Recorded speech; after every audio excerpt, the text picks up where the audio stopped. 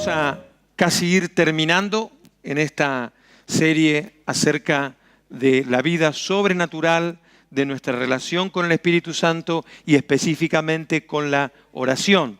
Estuvimos desarrollando a lo largo de varias predicaciones el famoso Padre Nuestro, que muchas veces en algunos lugares se recita como si fuera un talismán, un amuleto, y pensamos que porque lo recitamos nos va a ir mejor o no.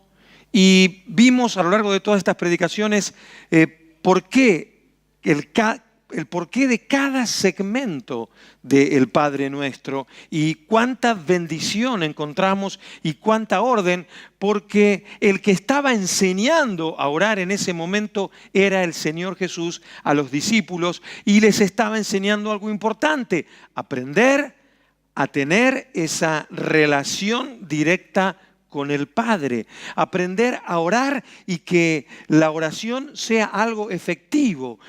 Vamos a avanzar un poco en eso, en esta instancia, porque si bien el Señor Jesús, como hacemos los estudios del día martes, Él hablaba a la multitud con parábolas, también cuando les está enseñando a sus discípulos, en este momento les está enseñando a orar, también les va a dejar una enseñanza a través de una parábola.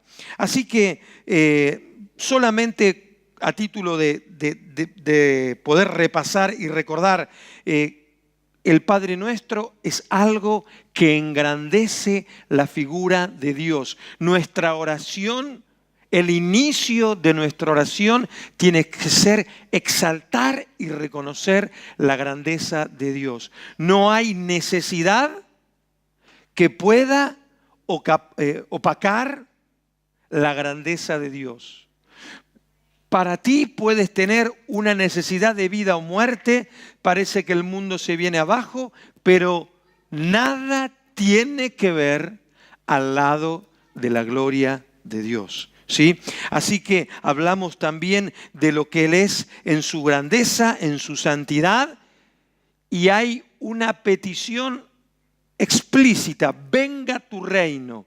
Y dijimos que la venida del reino de los cielos es en primer lugar a mi vida, el día que me entrego a Cristo, pero también el reino de los cielos tiene que venir cada día a mi ser. Lo necesito, porque necesito que el reino de Dios gobierne mi vida. No puede estar librada al azar. Mi vida, lo cotidiano, lo que vivo, no puede estar librado al azar, sino sujeto al reino de Dios. Y cuando estamos sujetos a Él, sigue diciendo que entendemos lo que es su voluntad. También avanzamos y dijimos que Él es el proveedor de nuestro pan, y no solamente del pan natural, sino de esa comida espiritual que tiene para nosotros cada día. También hablamos del perdón. No sé si recuerdan, hermanos, no sé si David, ¿están al día las predicaciones en la web? ¿Sí? Mirá que el otro día busqué y no las vi. Sí, bueno, muy bien. Pero están al día, me dice David. Están enumeradas estas predicaciones, pero es muy importante el tema del perdón. Es muy importante el tema del perdón. Es muy importante el tema del perdón. Si no sabemos perdonar, no nos podemos acercar a Dios. Si sufrimos de no saber perdonar, no podemos estar cerca de Dios. Es más, ¿se acuerdan que decíamos, si no hay perdón en mi oración, no llegará mi oración al Señor? Y yo no sé, pero mi anhelo cuando oro es que mi oración llegue al Señor. Y hoy vamos a hablar un poco de eso, porque tienes que tener la plena seguridad que Él te escucha. Amén. Y vamos ahora a avanzar un poco más. Estamos en el versículo 5 del capítulo 11 del Evangelio de Lucas.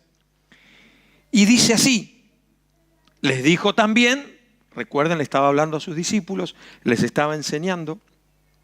Les dijo también: ¿quién de vosotros que tenga un amigo va a él a medianoche y le dice: amigo, préstame 3 panes, porque un amigo mío ha venido a mí de viaje y no tengo qué ponerle delante.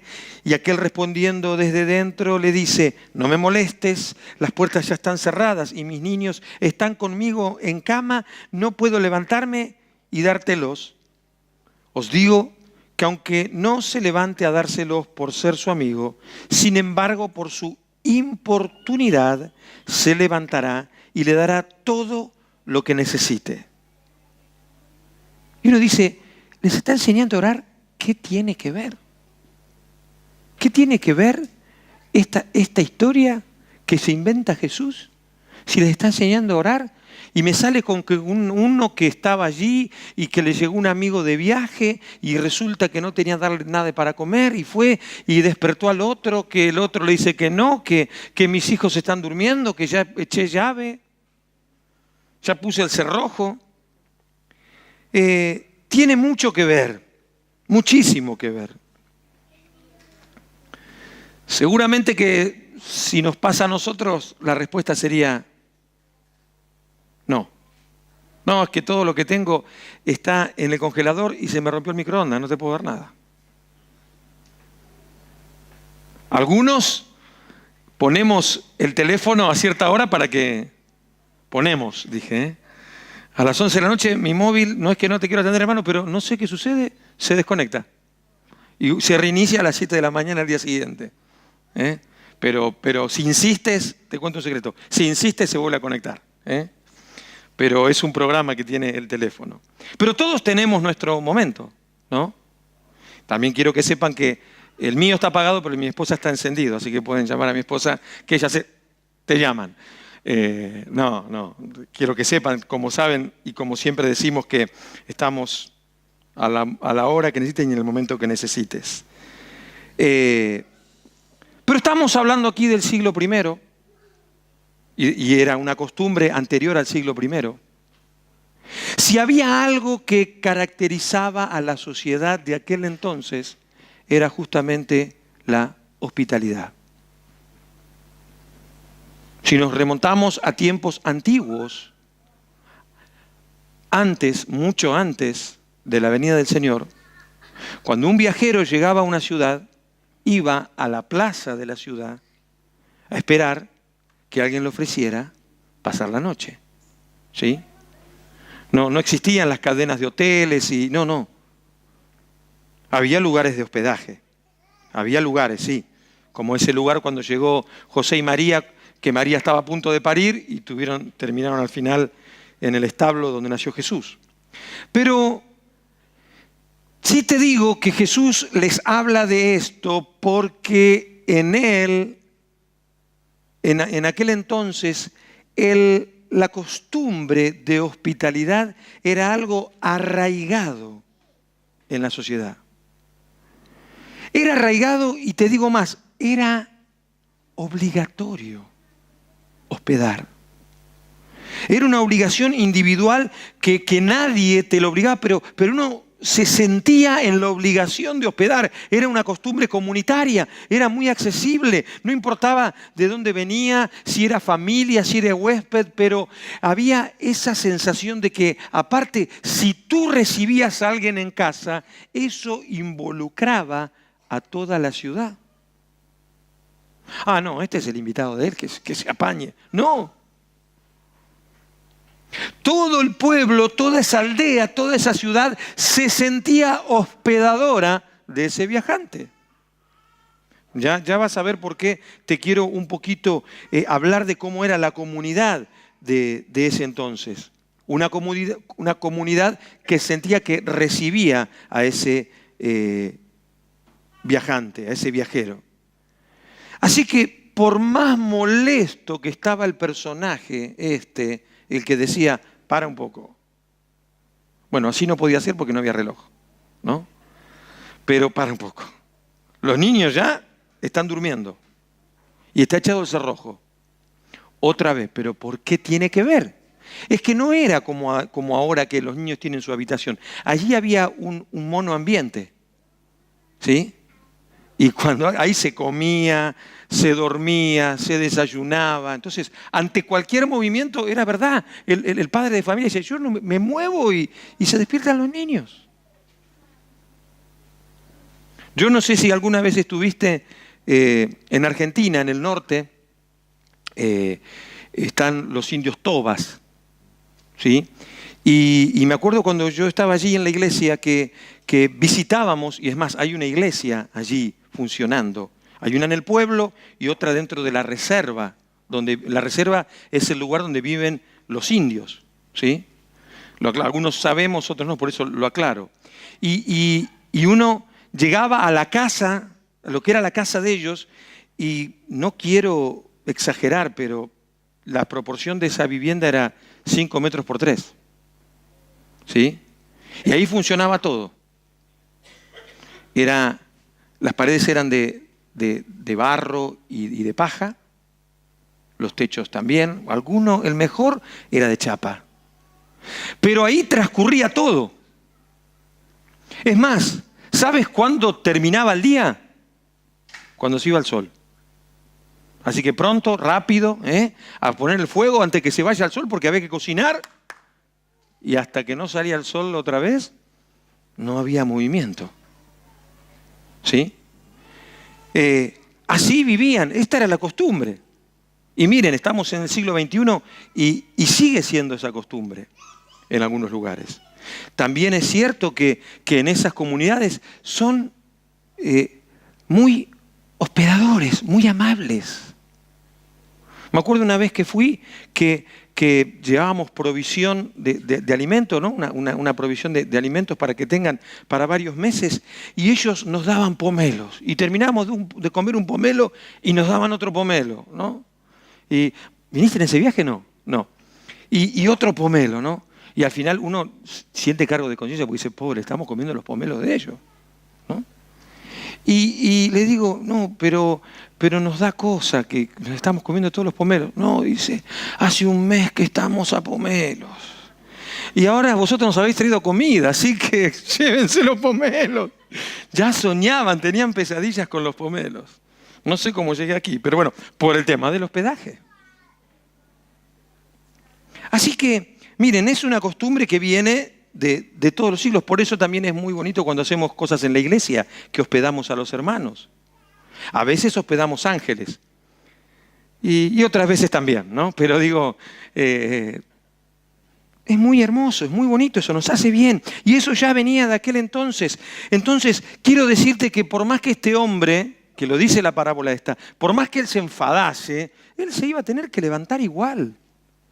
Y dice que, dice, y le dará todo lo que necesite. El amigo fue por pan, pero su amigo no solamente le iba a dar pan, le iba a dar pan y ¿qué más? Y todo lo que necesite. Obviamente, Jesús estaba ante estas personas que ¿qué le iban a decir? Tienes razón. Tienes razón. Cualquier amigo que venga, que necesite atender a alguien que ha llegado a su casa, yo lo voy a atender. No puedo hacerme el distraído, era la costumbre, era la forma, era la manera. Hoy por ti, mañana por mí. Todos tenían y entendían cuál era la importancia de socorrer a su vecino. Puedo decirte casi que es una actitud espiritual. Velar por el bien de tu hermano. La oración es velar por el bien de tu hermano. Quiero decirte también que ¿por qué este hombre le fue a pedir pan? Aquí en España se come mucho pan, ¿no? Si no, uno no va con su barra de pan debajo del brazo, no, sin pan no hay comida, parece. Bueno, en aquel entonces era más que una costumbre. Era una forma de comer. La comida que servía era un único plato. Y no había ni cuchillo, ni cuchara, ni tenedor. Y no se podía poner un utensilio que pasó por mi boca y iba al plato comunitario. ¿Por qué era importante el pan? Porque cuando uno comía de ese plato comunitario, cogía un trozo de pan, cogía comida y adentro. Por eso el pan era importante. Por eso en el Padre Nuestro, en la parte primera de la oración dice, el pan nuestro de cada día, dánoslo. Y también era imprescindible el pan en la mesa de aquel entonces, porque era el instrumento para poder comer. Sin pan no se podía comer. No podían coger la comida con la mano, no había cuchara, no había tenedor. ¿Sí? Esto me recuerda también, una vez estaba, no es que viví con indios, pero una vez visitando a unos mapuches en el sur de Argentina, una iglesia de un pueblo de 1200 mapuches, indios. Y llegó el momento de la comida y nos trajeron un cordero, pero no, más duro que esto era. Y había 50 comiendo y éramos los 10 que veníamos de la ciudad, ¿no? Y dijimos, ¿hay un cuchillo? Claro, ellos cogían la carne del hueso y tiraban a mano. Pero claro, si hacíamos eso, yo dejaba la dentadura si hacía eso, porque más dura era esa carne. Consiguieron un cuchillo. ¿Y saben qué? Éramos 10 pasando. Toma el cuchillo, toma, íbamos comiendo. Pues bueno, mira, son costumbres. La civilización lo fue mejorando. Pero quiero decirte que ese sustento, ese trozo de pan que este hombre le va a pedir, era muy importante. ¿Por qué te estoy dando vuelta a toda esta situación, a toda esta historia? Porque tenemos que entender la importancia que destacó este vecino que estaba durmiendo. Tenía la excusa suficiente para decirle, hombre, dile a tu amigo que se aguante, que mañana va a tener un buen desayuno. No. Y acá está trazando un paralelo en la parábola el Señor Jesús. Está mostrando el que va a... ¿Sabes quién es ese? Tú y yo. Tú y yo. Somos los que vamos a golpear la puerta cada día.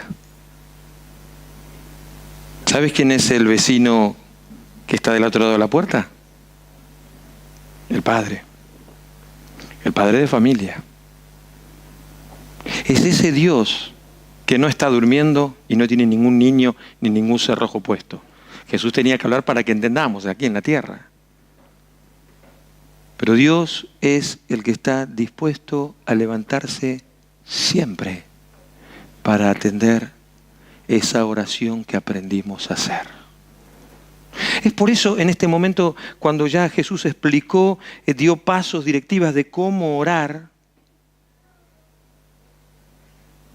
Seguramente que si el vecino estaba pidiendo para él, seguramente si yo voy a molestar a mi vecino para que me dé un poco de pan, me va a mandar a dormir. Si es respetuoso y educado.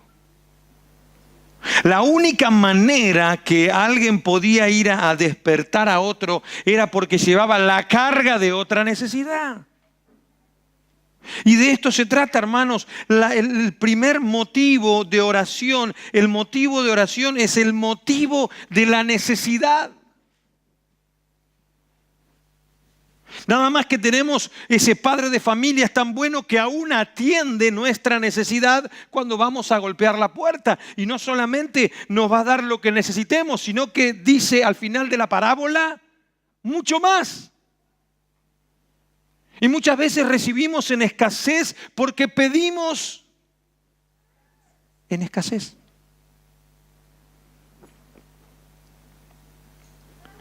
Resulta muy práctico aquí. Los oyentes habían entendido lo que Jesús les estaba diciendo, les estaba casi rematando la enseñanza de cómo hay que orar, porque el remate viene al final, que será tema de otra predicación. El Señor Jesús está dispuesto, Dios está dispuesto, hermanos, a Él proveernos de pan y de lo que sea. Y tenemos un problema cultural de aprendizaje o de lo que lo quieras llamar, que solamente pedimos, nos conformamos con el pan, cuando Él quiere darte el pan y más. Y nuestra escasez viene porque nos quedamos tan solo con el pan.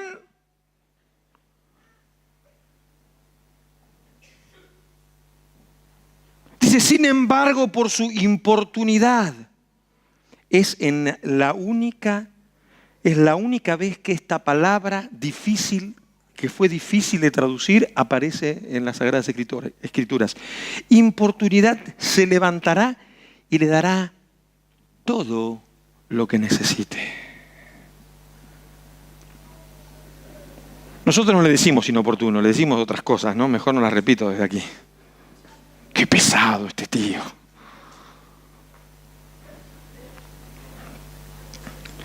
Hermanos, hay algo que tenemos que tener en claro. Dios está dispuesto a responder a nuestra insistencia. Él quiere que insistamos. Mira, hay perlas en la palabra de Dios. Bueno, toda la palabra de Dios es un gran tesoro, ¿no? Pero Isaías 65, 24, voy a dar tiempo que lo pongan aquí arriba, así lo podemos leer todos.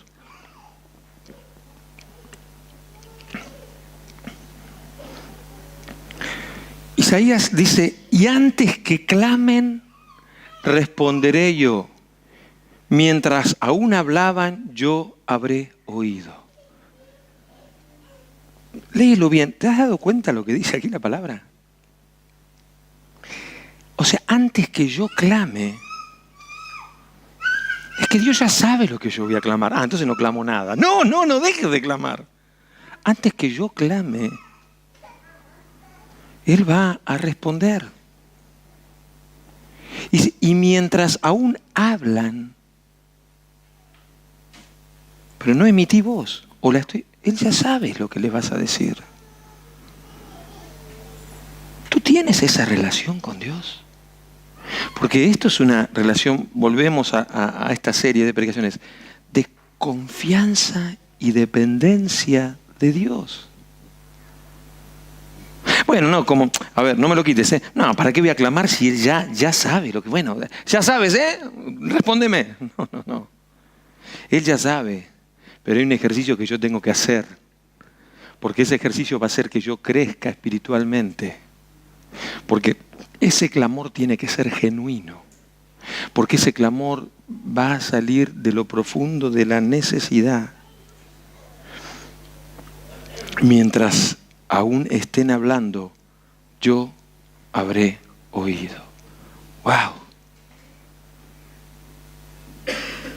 Tenemos un problema que lo tenemos, o sea que no es un problema de Dios, es un problema nuestro.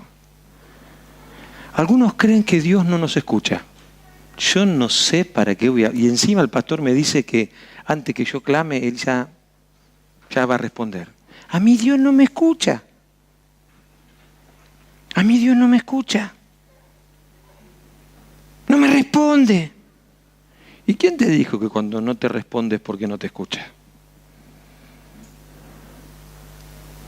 Los niños tienen un problema. Cuando piden, ¿cuál es la respuesta que siempre quieren los niños? Y algunos vivimos una larga infancia. Porque claro, cuando ya somos adultos nos gusta decirle no. Uno cuando le dice no, algunos papás sienten hasta ¿no? Descargo tensión. Te he dicho que no. Y lo ve llorar y así va a aprender. Esto lo hago para que salga bueno. Pero quiero la Play 25. No. Dios también nos hace lo mismo. Porque no te olvides que tenemos que ser como quienes, como los niños,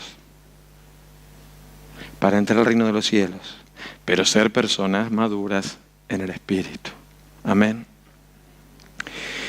Así que Dios nunca deja de responder las oraciones, porque como leíamos recién en Isaías, Él siempre nos está escuchando y Él está dispuesto nos oye y nos responde. Así que la negativa de Dios, por lo general no nos gusta escuchar. Y a veces Dios nos dice que no y yo sigo, dale que te pego. Sí, Señor, respóndeme. Y un silencio. Y sabes que a veces el silencio es la mejor respuesta que Dios nos puede dar. El silencio de Dios hace que sigamos creyendo en Él. Tal vez nos hace pasar por un silencio y después dice, ya veo que has clamado, hijito. Sí. Porque en definitiva, la oración que les está enseñando Jesús a los discípulos no es una oración caprichosa. Es una oración sujeta a la voluntad de Dios. Nuestra vida está sujeta a la voluntad de Dios. Hermano, no es si te gusta o no te gusta. Puede ser que vengas a la iglesia y no te guste el color de la pared. Y te puedo decir, ok. Pero las cosas de Dios no son si me gustan o no me gustan. Son las cosas de Dios. Las órdenes y los mandamientos de Dios están vigentes.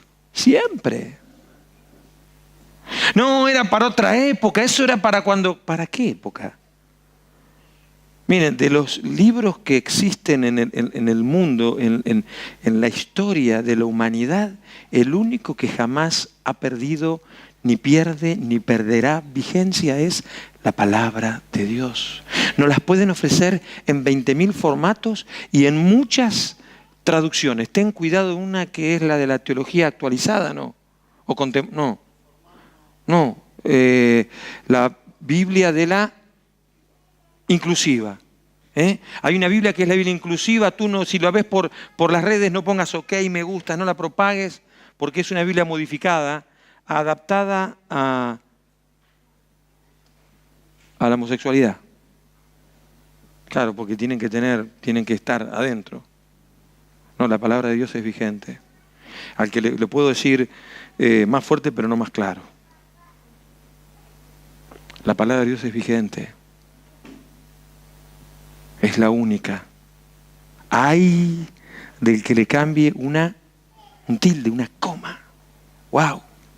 Mejor es atarse una rueda de molino al cuello y ¿saben, no? Lo que pesa una rueda de molino. Quiero decirte, no es. La oración no es una moda, no es un formato. Mira, si tú... No. La oración es comunión y comunicación con Dios. Cuando la respuesta es no, no es porque no hemos orado lo suficiente, sino que es porque hemos pedido mal. ¿Ves? ¿Vieron, no? Cuando los papás llegamos a casa y hay demasiada amabilidad de los hijos. A mí nunca me sucedió esto, son siempre amables mis hijos. Pero, ¿qué pasa tanta amabilidad? A uno le brota, ¿no? ¿Qué me vas a pedir? Lo que te he dicho el otro día y me dijiste que no, y hoy sabes qué va a ser, ¿qué? Pues no. No, a veces me saco un ni, ¿no? Y con Dios pasa eso. Tranquilo, no te flageles, no te castigues, no te quieras. Cuando Dios dice que no, no es porque oraste mal. A ver, no seguí, ¿qué pasó del Padre Nuestro? Algo que me salteé algo y Dios no me entendió lo que yo le quería pedir. No, nosotros somos los que tenemos que entender que cuando pedimos y es no, es porque estamos pidiendo fuera de la voluntad de Dios. La oración nos acerca a Dios y la oración nos hace distinguir y entender que estamos orando en la dirección de Dios. Mira, a veces oramos por sanidad, por alguien que está muy enfermo y resulta que se muere y bueno, ves, no oré lo suficiente. No, es que la voluntad de Dios era llevárselo. Y esto es lo que le quiere decir el Señor Jesús. Ya viene después vendrá el llamad y se os abrirá. Ya entraremos en esa etapa, pero hoy estamos aquí diciendo, mira, debemos aprender ¿a qué? A pedir como Él quiere. ¿Por qué? Porque tenemos, hermanos, tenemos un favor impresionante. Él vela por ti y por mí. Que pasen los músicos, por favor. El Señor vela por cada uno de nosotros. No pienses que Él te va... Es que Dios me desamparó, me desahució. No, es que yo no estoy orando lo suficiente, entonces Dios ahora me está castigando. No. Si tienes duda de esto, escucha las predicaciones anteriores. Dios no te va a castigar. A lo sumo Dios te va a corregir. Que no es lo mismo. No es lo mismo. Pero, hermanos, la iglesia, y ya voy más allá de estas cuatro paredes, me voy más allá de ríos de vida. La iglesia cristiana, la iglesia cristiana evangélica, tiene que aprender a orar.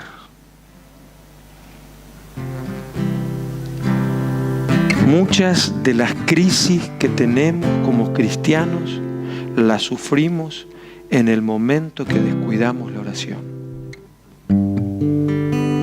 Te digo porque es así desde la consejería pastoral.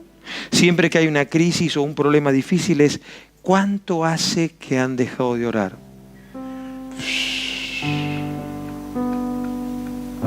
Cri, cri, cri, cri. Yo tengo una pregunta que algunos dirán, mira lo que me preguntó este tío. Y le digo, ¿estás orando 1 hora por día?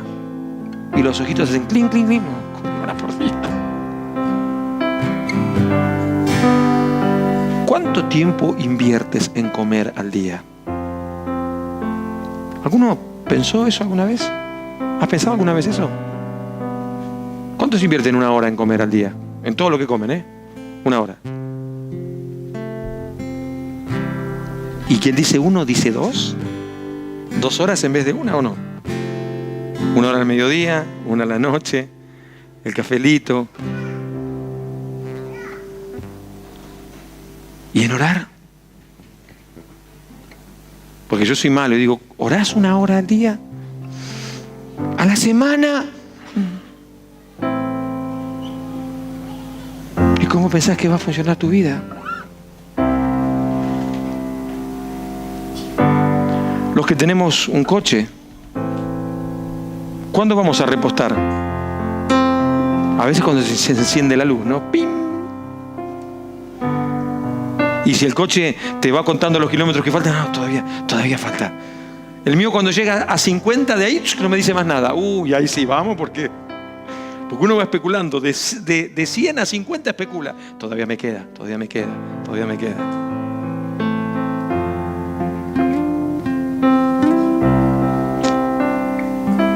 Hermanos, la oración.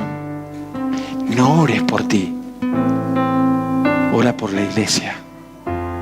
La iglesia necesita que ores.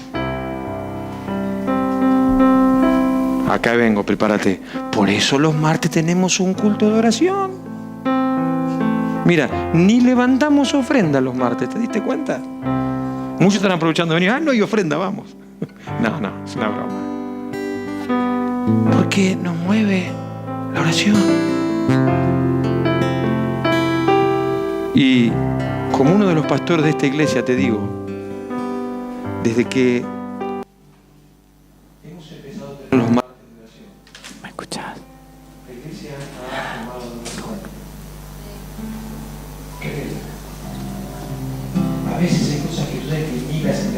yo primero, pero digo, Señor, cuando uno está en oración, ¿sabes qué dice? Señor, te creo a ti.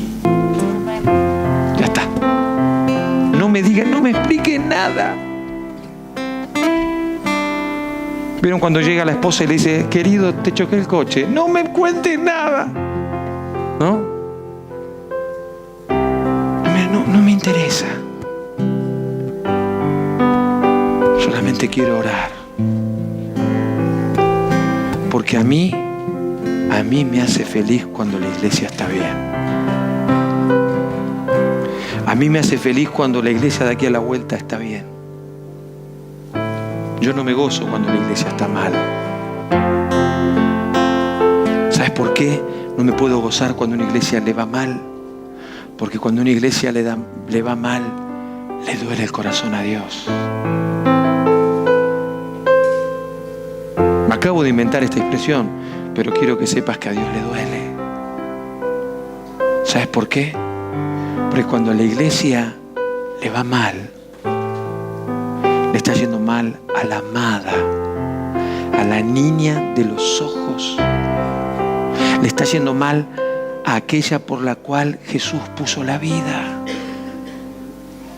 No nos podemos gozar. ¿Te das cuenta? Por eso, hermano, me gustaría mucho que aprendamos a orar por nosotros, pero no solamente por nosotros, sino también por la iglesia.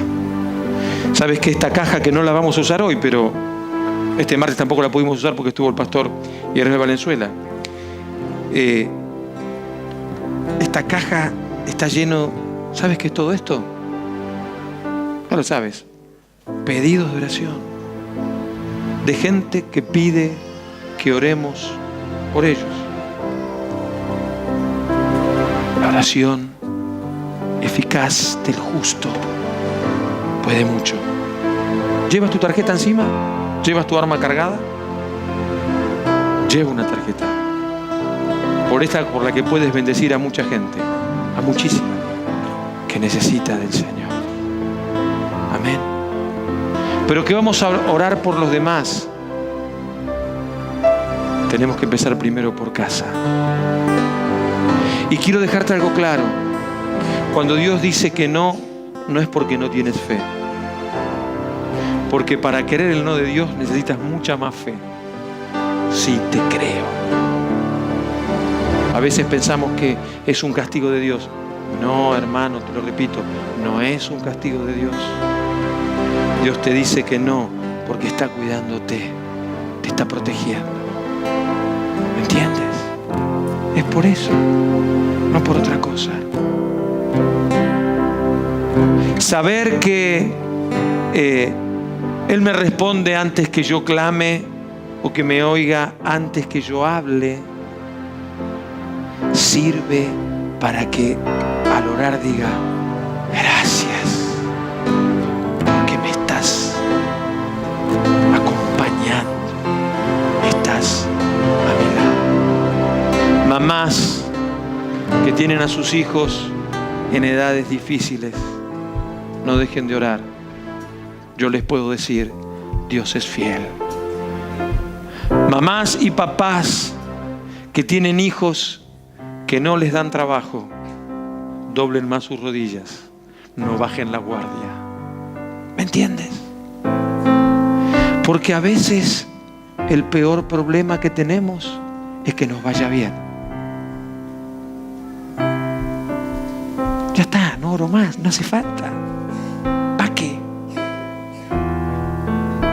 Y hay que orar. Yo no sé cuántas semanas oramos por Maite. Y iba mejorando y seguíamos orando. Ahí está, escuchando la predicación esta noche. Dios es fiel. Pero para que Dios demuestre más su fidelidad, necesita que seamos fieles. ¿Por qué no inclinas tu cabeza? Inclina tu cabeza y dile: gracias por responderme. Gracias por escucharme. Gracias. muchas gracias, porque sé que me oyes. Aunque no me respondas como yo quiero, tú eres como ese padre de familia que no le importa nada, que está velando que yo vaya a golpear la puerta para responderme, para proveerme, para darme los medios para que subsista y mucho más. No solamente el pan como instrumento, sino aquello mucho más para que sea saciado. Vamos, hermanos, entremos en esa dimensión que el Espíritu Santo quiere llevar a toda su iglesia. No somos los iluminados. Esto el Señor lo quiere con todas sus iglesias, porque la oración despierta una iglesia con poder, y una iglesia con poder manifiesta la obra de Dios. Oh sí, Señor. Oh sí, Señor. Profundiza tu oración esta noche. Dile: aquí estoy golpeando a la puerta. Soy yo el que vengo a golpear a la puerta, porque hay necesidad. Porque hay necesidad. Yo golpeo a la puerta porque hay necesidad en mi vida, hay necesidad en mi corazón, hay necesidad que me rodea. Por eso vengo a golpear a la puerta a ti, oh gran Padre proveedor. Oh gran Padre proveedor. Aleluya, aleluya.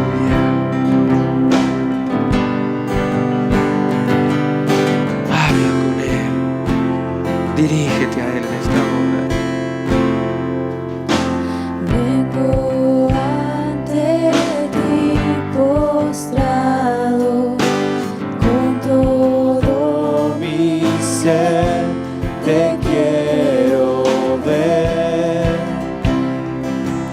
Tuyo soy, Señor.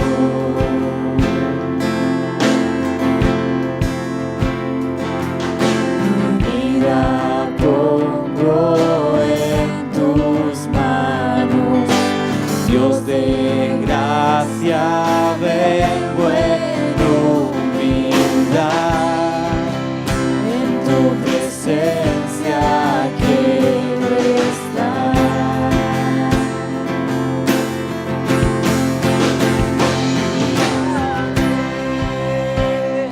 Me oíste.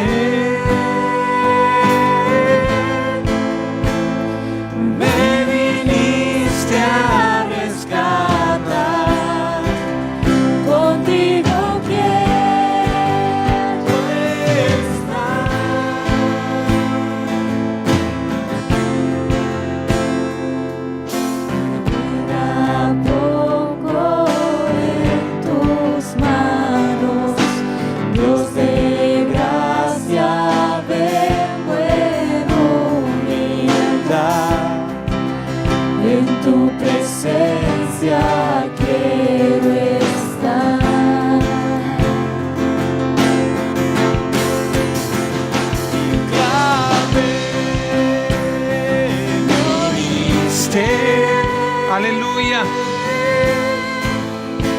Y me viniste a rescatar. Gracias, Señor. Contigo quiero estar. Aleluya.